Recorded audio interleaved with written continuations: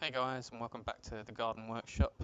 In this video I'm going to be showing off my MPCNC machine that I built. This was primarily printed through 3D printing. All of the parts that are in the pink, they came out of our 3D printer. And what we're doing in this video is we are laser carving a picture of Peter Rabbit.